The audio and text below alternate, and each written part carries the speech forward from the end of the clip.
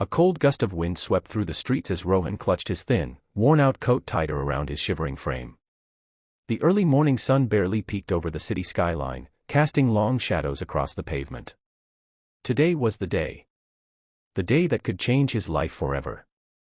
After years of struggle, sacrifice, and relentless hard work, Rohan had finally landed a job interview at one of the biggest corporations in the city.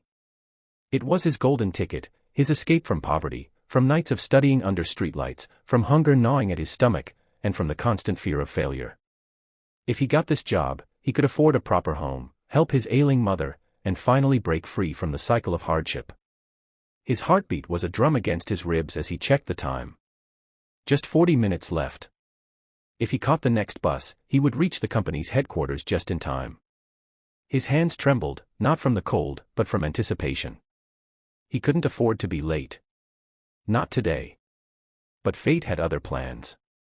As Rohan hurried down the street, he heard it, a desperate scream, high-pitched and filled with terror. His eyes darted toward the source, and what he saw made his blood run cold. A small child, no older than 6, had wandered onto the road, frozen in fear as an out-of-control truck barreled toward him. Everything else, the job, the interview, his dreams, blurred into insignificance. Without thinking, Rohan sprinted forward, his worn-out shoes barely gripping the pavement. His body moved on pure instinct. In the final seconds before impact, he lunged, scooping the boy into his arms and rolling onto the sidewalk just as the truck roared past, missing them by inches. Silence. The world seemed to pause. Rohan lay on the pavement, his breath ragged, his heart pounding like a war drum. The little boy clung to him, sobbing into his chest. Then realization struck. The interview. He yanked his phone from his pocket, smashed. The impact must have shattered it when he hit the ground. His stomach twisted into knots. He had no way to contact the company, no way to explain. The interview was starting in 10 minutes. And he was miles away. Panic surged through him. His entire future was slipping through his fingers, and there was nothing he could do. He looked at the child in his arms, his wide, teary eyes filled with gratitude and fear. Rohan swallowed hard, forcing a smile. "You're safe now," he whispered, gently patting the boy's head. Moments later, a frantic woman rushed toward them, the boy's mother. Tears streamed down her face as she dropped to her knees, pulling her son into a tight embrace. "Thank you," she sobbed, looking up at Rohan with overwhelming gratitude.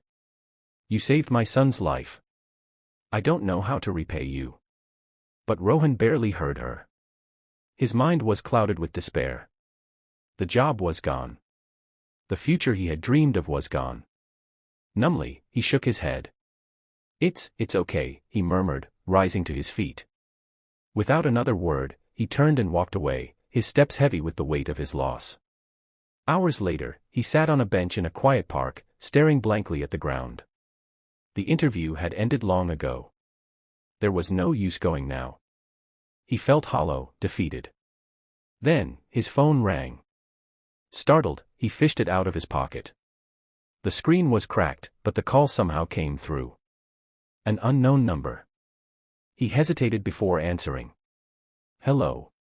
His voice was barely above a whisper. "Is this Rohan?" The voice on the other end was deep, authoritative. "Why yes," he stammered. "This is Mr. Mehta, CEO of Horizon Tech." Rohan's breath hitched. The CEO. But why? "I understand you missed your interview today," Mr. Mehta continued.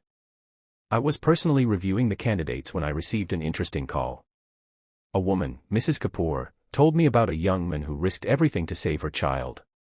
Rohan's eyes widened. "The boy's mother?" Mr. Mehta's voice softened. "I looked into your background, Rohan. I see a young man who has struggled against all odds, who has fought to create a better life for himself and his family. And today, you proved something greater than intelligence or skill. You proved your character." Rohan's hands trembled as he gripped the phone tighter. His heart pounded in his chest. "If you're still interested," the CEO continued, "I'd like to offer you the job. No interview necessary." For a moment, Rohan couldn't speak. His throat tightened with emotion. Tears welled up in his eyes. "Yes," he finally whispered, his voice shaking. "Yes, sir. I am." As he ended the call, he sat in stunned silence, the weight of the moment sinking in. He had lost his interview, but in doing so, he had gained something far greater. Sometimes, the right path isn't the one we plan for. It's the one we choose when our hearts are tested. And for Rohan, that choice changed everything.